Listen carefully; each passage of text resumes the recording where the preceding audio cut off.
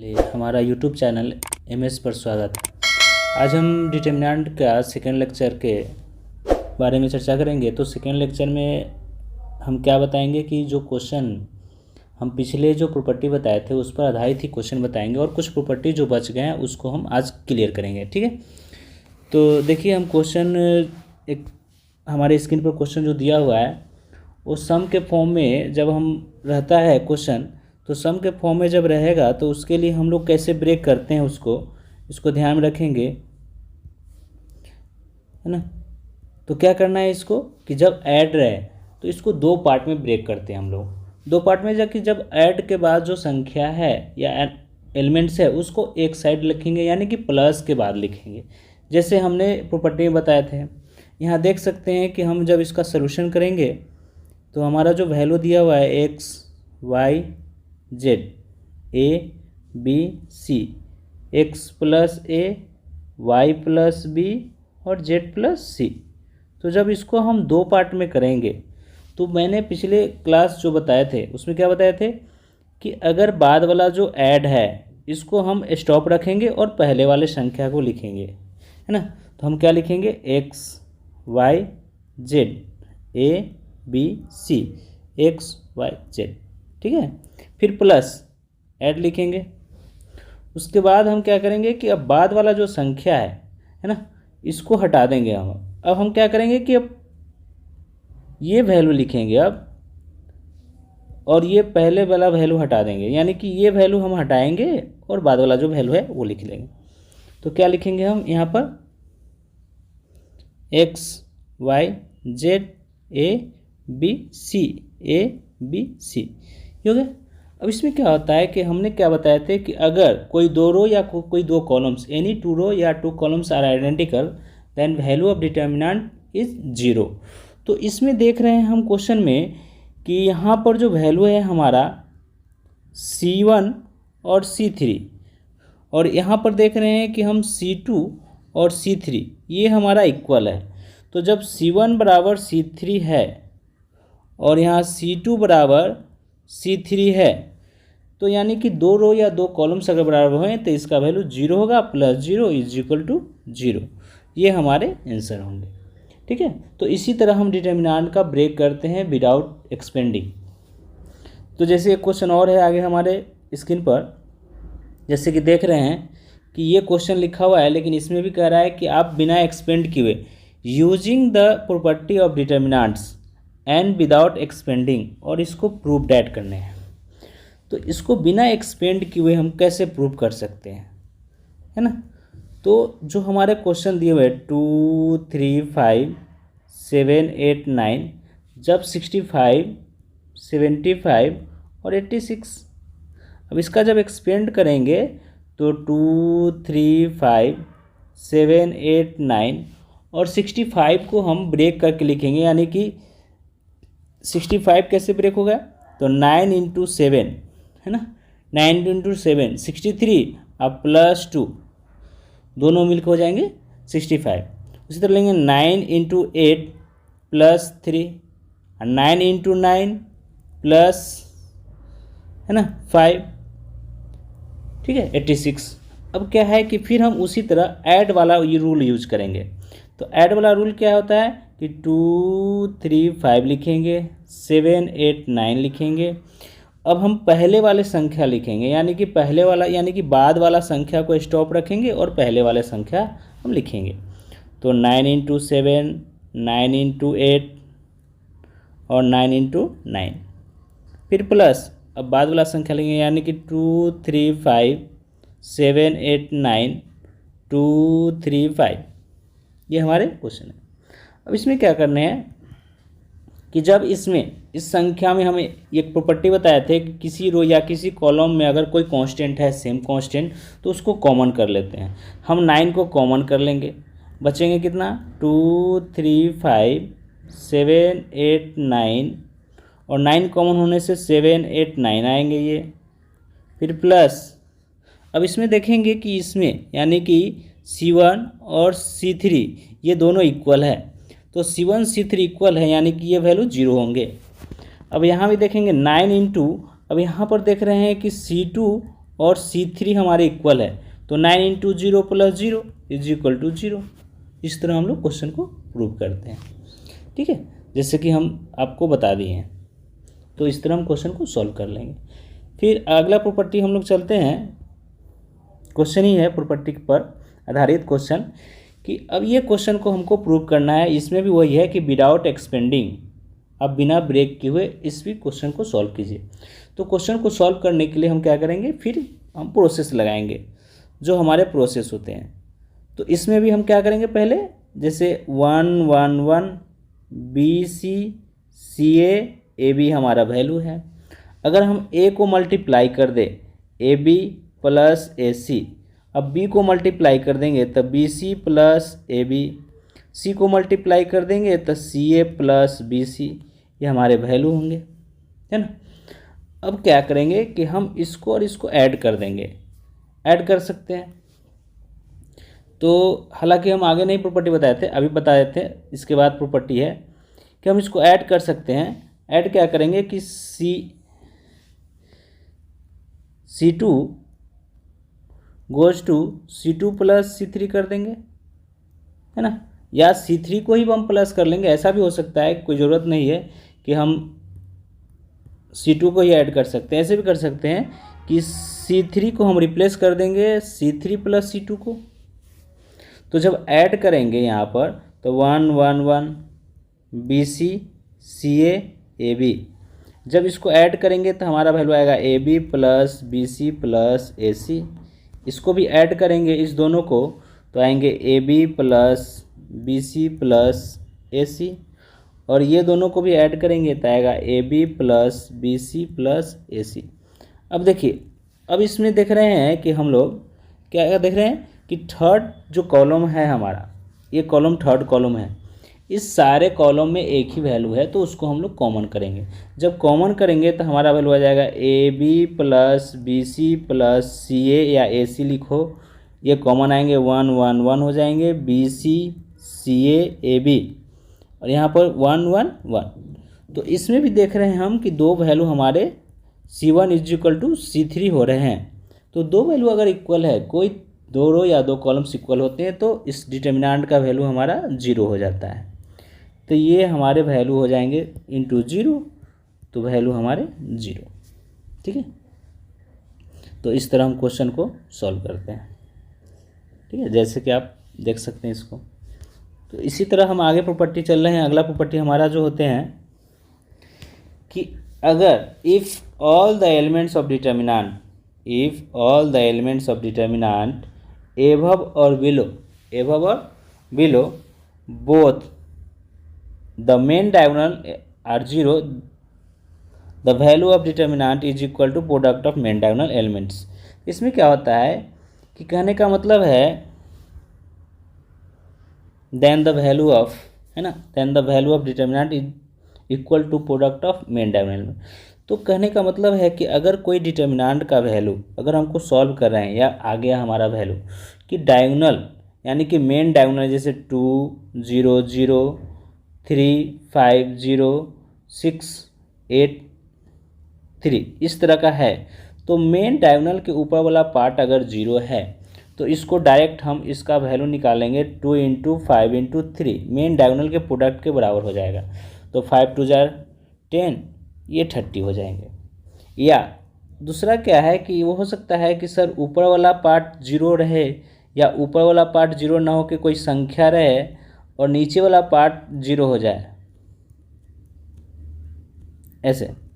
तो main diagonal के नीचे वाला यानी कि बिलो पार्ट भी अगर 0 है तो ये प्रोडक्ट ऑफ मेन डायगोनल के बराबर ही होता है, यानी कि ये 4 वैल्यू देंगे। या ऐसा भी हो सकता है कि सर ऊपर और नीचे दोनों 0 हो जाए, जैसे हम कह सकते हैं इसमें कि 2 0 0 0 4 0 0 0 3 ऐसे लिखा हुआ है, तो भी देख रहे हैं कि मेन डायगोनल के ऊपर और नीचे दोनों पार्ट 0 है, तो इसका मतलब है कि 2 इंटू 4 इंटू 3 यानी कि प्रोडक्ट ऑफ मेन डायगोनल के बराबर ही होंगे। 4 2 जा 8, 8 3 जा 24। इस तरह हम क्वेश्चन को सॉल्व करेंगे। ठीक है, आगे है हमारा the value of determinant does not change if any row or columns is multiply by a number and then added or subtracted from any other row or column। तो एनी अदर रो और column कहने का मतलब है कि अगर किसी भी रो और कॉलम को अगर हमको एक्सचेंज करना हो, है ना, तो हम इसको एक्सचेंज करते हैं तो किसी दूसरे रो या किसी दूसरे कॉलम में ऐड या सब्ट्रैक्ट कर सकते हैं, उससे हमारे डिटर्मिनेंट पर कोई फ़र्क नहीं पड़ते हैं। जैसे कोई भी डिटर्मिनेंट अगर लिया जाए, जैसे मान लिया जाए कि हम डिटर्मिनेंट लिए A1 A2 A3 B1 B2 B3 C1 C2 C3, तो किसी भी रो और कॉलम को अगर हम चेंज करते हैं, कहने का मतलब है कि रो कॉलम को चेंज करना का मतलब R1 को चेंज करो या R2 को। मान लिया कि R1 को हम चेंज किए तो क्या चेंज कर रहे हैं, R1 में हम ऐड कर सकते हैं या सब्ट्रैक्ट कर सकते हैं किसी अदर रो या कॉलम को। तो हम अगर सब्ट्रैक्ट करते हैं या ऐड करते हैं, जैसे R3 को ही ऐड कर लें, तो हम सिर्फ R1 को ही चेंज कर देंगे। तो R1 को क्या चेंज करेंगे कि R1 हमारा चेंज हो जाएगा इस दोनों को ऐड करके। तो R1 यानी कि A1 प्लस C1 होंगे, A2 प्लस C2 होंगे और A3 प्लस C3 होंगे। बाकी वैल्यू हमारे चेंज नहीं होंगे, जो हमारे चेंज होंगे वो ऊपर लिखा हुआ है, यानी कि सिर्फ R1 ही चेंज होंगे। बाकी क्या चेंज होंगे वो यहाँ लिखा हुआ है ना, ऐड होगा कि सब्ट्रैक्ट होंगे वो हम लिखते हैं। उसके बाद बाकी जो एलिमेंट्स हैं वो सेम रहेंगे, उसमें कोई फ़र्क नहीं होंगे, यानी कि B1 B2 B3 C1 C2 C3। इस तरह हम डिटर्मिनेंट को हम लोग ब्रेक करते हैं या ऐड करते हैं। तो किसी भी रो, जैसे एक क्वेश्चन हमारे पास है यहाँ पर कि वैल्यू हमारा दिया हुआ है by the using property of determinant without expanding, तो इसमें भी हम इसको एक्सपेंड करना है तो कैसे इसका वैल्यू लाएंगे। तो इसमें हम देख रहे हैं कि हमारा प्रॉपर्टी सारे यूज होंगे, तो जब भी प्रूव करते हैं तो आसान हम प्रॉपर्टी का यूज करके ही प्रूव करते हैं, आसान वही रहते हैं, क्योंकि हम इसको ब्रेक करेंगे तो ज़्यादा टाइम लगेंगे। देखिए हम ब्रेक करके आपको दिखाते हैं किस तरह ब्रेक करते हैं। -a² AB AC हो जाएगा BA -BA² BC CA CB -CA², ये आपको है। तो हम देख रहे हैं क्या कि R1 या C1 कह सकते हैं, दोनों तरह से हो सकते हैं, R1 से भी कॉमन हो सकते हैं C1 से भी कॉमन हो सकते हैं। तो C1 से हम A कॉमन करेंगे और देखिए C2 से हम B कॉमन करेंगे और C3 से हमारा C कॉमन हो रहा है। तो कॉमन करके जब हम लिखेंगे तो डेल का मान हमारा आएगा कॉमन करने पर, तो कॉमन क्या होंगे ABC कॉमन होंगे हमारे ABC ABC कॉमन होंगे। तो हम C1 करने का मतलब है कि सिर्फ हम C1 से कॉमन करेंगे, C1 से C2 से और C3 से। इस तरह हम C1 C2 C3 से हम कॉमन कर सकते हैं, है ना। तो अगर ABC कॉमन किए तो -A यहाँ हो जाएंगे हमारे -A B और C1 से कॉमन हो गए, इससे B कॉमन करेंगे तो हमारे हो जाएंगे A -B और C, इससे कॉमन करेंगे C3 से तो हमारे वैल्यू हो जाएंगे, C कॉमन करेंगे तो A B -C, ये हो गया। अब इसको हम ऐड करेंगे या सेपरेट करेंगे। ज़्यादातर ध्यान देना है कि हमको मैक्सिमम 0 लाना है, मैक्सिमम जीरो अगर आ गए तो हम उसी रो या उसी कॉलम से एक्सपेंड करेंगे। तो हम ध्यान दे रहे हैं कि इसमें अगर हम ऐड कर दें, यानी कि अगर ऐड कर दें क्या कि C1 goes to C1 plus हम C2 कर देते हैं तो हमारा मैक्सिमम 0 यहीं पर आ जाएगा। ABC ऐड करेंगे 0 0, ये हो जाएंगे 2C। अगर हम इसको भी लिख दें तो हो जाएगा A -B C और यहाँ हो जाएगा AB -C, ठीक है। हम अब एक्सपेंड करेंगे इसको तो डेल इज इक्वल टू हो जाएंगे ABC। हम बताए थे कि अब एक्सपेंड करना है, 2 मैक्सिमम 0 आ गए हमको, तो प्लस माइनस प्लस ये हो जाएगा 2C इंटू में, और इसको अगर इसका वैल्यू हट जाएंगे तो कितना हो जाएगा A -B और यहाँ भी B। तो हम लिखेंगे 2ABC², यहाँ पर वैल्यू हो जाएंगे ए स्क्वायर ए बी और प्लस ए बी,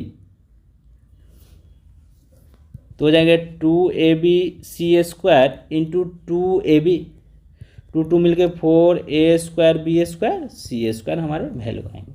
तो इस तरह हम एक्सपेंड करते हैं क्वेश्चन को, ठीक है, देख सकते हैं आप जैसे। तो फिर आगे हम चलते हैं कि इसका प्रॉपर्टी एक और होते हैं। अब इसमें क्वेश्चन भी यही दिया हुआ है कि आप यूज करके प्रॉपर्टी का यूज करके आप इसको ब्रेक कीजिए और इसका प्रूव कीजिए, क्योंकि ये क्वेश्चन आपको जनरली मिलेंगे देखने को कि ये प्रूव करने वाले एक क्वेश्चन रहेंगे जनरली बोर्ड में। तो इसको देखिए, इस क्वेश्चन को, इसको भी हम उसी तरह सॉल्व करेंगे। जैसे क्या लिखा हुआ है, x + 4 2x 2x 2x x + 4 2x हो जाएंगे 2x 2x x + 4, है ना। अब इसको देखिए कि कोई ऐसा पार्ट है जिसको करने पर हमारा कॉमन आए, तो आप इसको सोचना पड़ेगा कि क्या करें इस डिटर्मिनेंट में कि हमारा कॉमन पार्ट आए और मैक्सिमम 0 लाएं। हमेशा ध्यान देना कि मैक्सिमम आपको 0 लाना है ना। तो मैक्सिमम 0 लाने के लिए हम देख रहे हैं कि अगर हम सारे को ऐड कर दें तो हमारा वैल्यू सेम आ रहे हैं। कि अगर मान लिया कि R1 को लेके चलते हैं कि R1 + R2 + R3 कर दें तो हमारा वैल्यू हो जाएगा, देखिए सबको जोड़ेंगे, 2 + 2 4 एक 5 5 + 4 यानी कि 5x + 4, यहाँ भी हमारे आएंगे 5x + 4 5x + 4। अब बाकी जो वैल्यू है उसको हम कुछ नहीं करें तो हमारा वैल्यू वो चेंज नहीं होंगे, सेम रहेंगे। अब 5x + 4 आप देख रहे हैं कि सारे वैल्यू सेम आ गए, तो 5x + 4 हम कॉमन कर लेंगे। जब कॉमन करेंगे तो हमारा वैल्यू हो जाएंगे 1 1 1 2x x + 4 2x, यहाँ हो जाएंगे 2x, यहाँ भी 2x और यहाँ हो जाएंगे x + 4। अब इसमें क्या करेंगे कि हम यहाँ पर मैक्सिमम 0 लाने की कोशिश करेंगे। तो मैक्सिमम 0 तभी आ सकता है जब C1 को C2 से घटा लेंगे और C2 को C3 से घटा लेंगे। हम ऐसा कर सकते हैं कि 5x + 4, तो हम एक से ज़्यादा एक दाम में ऑपरेशन कर सकते हैं। हमने आगे प्रॉपर्टी लिख दी है कि आप मोर than one operation can be use, है ना। एटलीस्ट 1 रो और कॉलम रिमेन अनचेंज, यानी कि किसी एक रो या किसी एक कॉलम को आप छोड़ के बाकी 2 को एक्सपेंड कर सकते हैं। हम यहाँ एक साथ में 2 को एक्सपेंड कर सकते हैं, यानी कि C1 को भी एक्सपेंड कर देंगे C1 - C2 में, है ना, C1 - C2 में, और C2 को भी हम एक्सपेंड कर सकते हैं C2 goes to C2 - C3 में। तो हमारा वैल्यू आएंगे 5x + 4, अगर माइनस करते हैं तो 0, यहाँ पर हम 2x में से करेंगे x तो हो जाएंगे x - 4, यहाँ भी हो जाएंगे 0, यहाँ हो जाएंगे 0, यहाँ पर अगर माइनस करेंगे C2 - C3 तो हमारा वैल्यू आएंगे 4 - x और यहाँ पर हमारे वैल्यू आएंगे x - 4, ठीक है। तो आप यहाँ से ब्रेक कर सकते हैं, सॉरी एक हमारा छूट गया एक इसमें, कि जो लास्ट वाला जो वैल्यू है वो क्या है 1 2x और x + 4 ये हमारे। तो अब हम ब्रेक कर सकते हैं। अब ब्रेक करने का तरीका हमने बताए थे कि जिस रो या जिस कॉलम में मैक्सिमम 0 हो उसी से हम ब्रेक करेंगे। तो यहाँ देख रहे हैं कि मैक्सिमम 0 हमको 2 जगह है, या तो हम ऊपर से ब्रेक कर लेंगे या इस साइड से ब्रेक कर लेंगे। तो हम जनरली क्या करेंगे कि आपको जो सुविधा हो आप अपनी सुविधा अनुसार इसको ब्रेक कर सकते हैं, है ना। तो अगर हम 1 से ब्रेक करते हैं तो हमारा वैल्यू आ जाएंगे x - 4 4 - x 0 और x - 4, है ना। अब इसको x क्रॉस मल्टीप्लिकेशन करेंगे तो हमारे वैल्यू आ जाएंगे x - 4 का होल स्क्वायर। तो हम देख रहे हैं कि हमारा जो प्रूव करना है वो उसी तरह है, 4 - x है तो x - 4 है तो उससे कोई फ़र्क नहीं पड़ते हैं, क्योंकि स्क्वायर में नेगेटिव कॉमन करने पर या नेगेटिव का स्क्वायर करने पर हमेशा पॉजिटिव ही होता है। तो हम 5x + 4 और 4 - x का होल स्क्वायर लिख सकते हैं। तो इस तरह हम क्वेश्चन को सॉल्व कर सकते हैं। अब इसमें वही चीज़ है कि हमने जिसमें बताए थे कि अगर हम किसी रो या किसी कॉलम को जैसे चेंज करते हैं, तो अगर चेंज किए चेंज के साथ साथ अगर हम कोई कांस्टेंट मल्टीप्लाई कर देंगे तो कांस्टेंट मल्टीप्लाई करने पर हमको डिवाइड भी करना पड़ेगा उसी संख्या से। तो यही लिखा हुआ है द रो और column is to be change is not multiply by any constant but if row और column is to be change is multiply by k be should divided by k. तो आप उसको डिवाइड भी कर सकते हैं। तो जैसे हम कह दें कि अगर कोई संख्या है कि अगर मान लिया जाए del is equal to A1 B1 C1 A2 B2 C2 A3 B3 C3 ये दिया हुआ है क्वेश्चन। तो अगर हम किसी रो या कॉलम में किसी मल्टीप्लाई कर दे कोई कांस्टेंट, जैसे R1 में मल्टीप्लाई कर देते हैं 3 इंटू R1 प्लस R3, तो क्या किए हैं हम कि जिस रो या जिस कॉलम को चेंज किए उसी में हम एक संख्या मल्टीप्लाई कर दिए 3। तो अगर ऐसा करते हैं तो हम इसको डिवाइड भी करना पड़ेगा 1/3 से, उसके बाद हम चेंज कर सकते हैं। तो चेंज क्या करना होगा 3 into A1 plus A3, 3 into B1 plus B3, 3 into C1 plus C3। बाकी को हम कोई चेंज नहीं करेंगे, C3 B3 A3 B3 और C3, तो इससे कोई फ़र्क हम नहीं करते। तो बस इसी प्रॉपर्टी को जानना था। अब हम देख सकते हैं कि आगे है यही चीज़ जो हमने पीछे बताया थे कि more than one operation can be use but at least one row और column must be remain unchange. तो एक साथ हम दो प्रॉपर्टी का यूज करके हम चेंज कर सकते हैं। जैसे क्वेश्चन हमारे पास है, अब इसको प्रूव करना है हमको तो ये ज़्यादातर इम्पोर्टेंट क्वेश्चन होते हैं क्योंकि ये कई बार क्वेश्चन पूछा गया है आपको, है ना, बोर्ड में। तो इस तरह के क्वेश्चन रहेंगे तो हम इसको सॉल्व कैसे करेंगे। तो देखिए इसमें हम प्रॉपर्टी लगाते हैं, जो प्रॉपर्टी हमको यूज करना है। तो प्रॉपर्टी हम मैक्सिमम 2-3 ही प्रॉपर्टी यूज होते हैं। एक हम यूज करते हैं कि मैक्सिमम 0 कैसे लाना है, और मैक्सिमम जब 0 आएगा तो हमको एक्सपेंड करने हैं।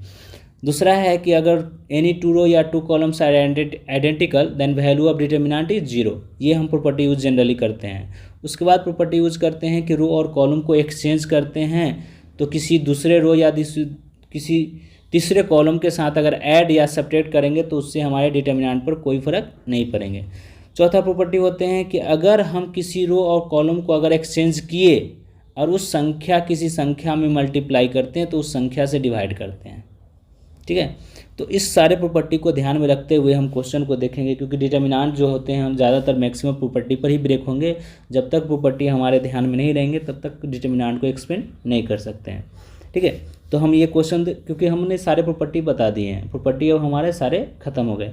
अब क्वेश्चन जो है एक क्वेश्चन हम देख लेते हैं इसमें कि जैसे डेल का मान दिया हुआ है, तो डेल इज इक्वल टू हमारा वैल्यू दिया हुआ है A² + 1 AB AC AB BA² + 1 BC CA CB और CA² + 1।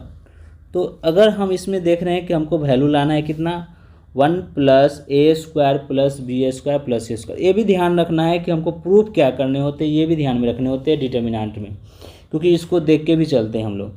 तो हमको जब ऐसे लाने हैं तो हम इसमें देख रहे हैं कि यहाँ पर A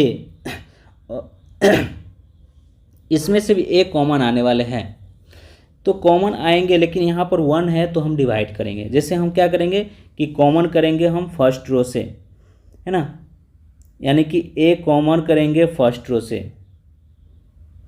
A कॉमन करेंगे हम लोग कहाँ से, फर्स्ट रो से।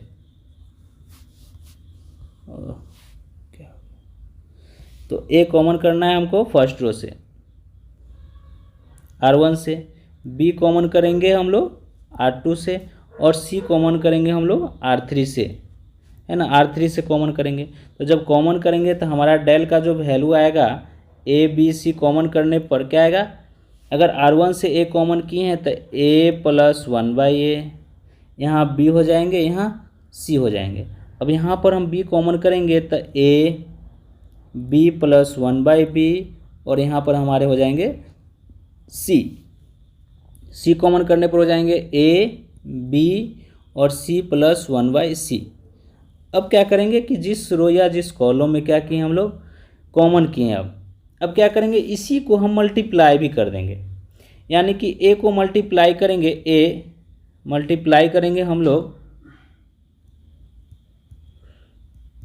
ए किस में मल्टीप्लाई कर देंगे हम, C1 में मल्टीप्लाई करेंगे, ठीक है, और B मल्टीप्लाई करेंगे हम C2 में, और C मल्टीप्लाई करेंगे हम C3 में।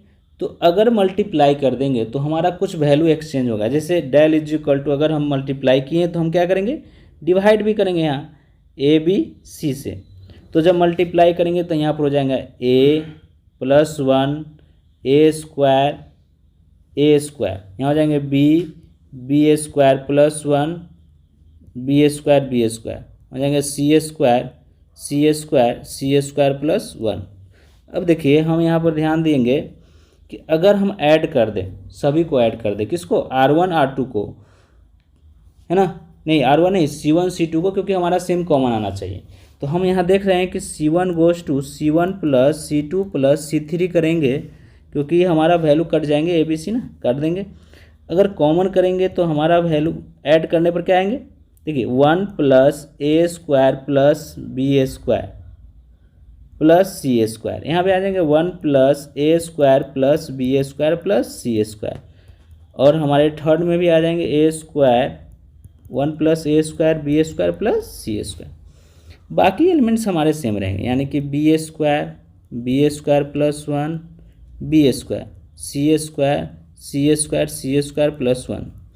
अब इसको जब हम कॉमन करेंगे, डेल का मान अगर कॉमन करते हैं 1 + A² + B² + C², हमारा वैल्यू हो जाएंगे 1 1 1 B², है ना, तो आएंगे B²। उसके बाद हमारे आएंगे B² + 1 B² C² + 1, ये हमारे वैल्यू आ गए। अब हम बताए थे कि मैक्सिमम जीरो लाना है। मैक्सिमम जीरो कैसे लाएंगे, कि हम मैक्सिमम जीरो लाने के लिए हम क्या करेंगे, R1 goes to R1 - R2 कर देंगे, और R2 goes to R2 - R3 कर देंगे। तो जब ऐसा करते हैं तो डेल का मान हमारा आएगा 1 + A² + B² + C² हो जाएंगे 0, और यहाँ हो जाएगा -1 0, यहाँ हो जाएंगे 0 1 और -1 हो जाएंगे 1 B² और C² + 1।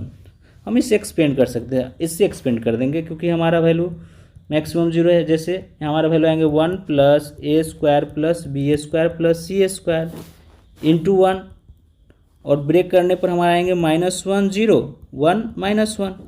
तो जब -1 मल्टीप्लाई करेंगे तो +1 ही आएंगे, यानी कि हमारा वैल्यू हो जाएंगे 1 + A² + B² + C²।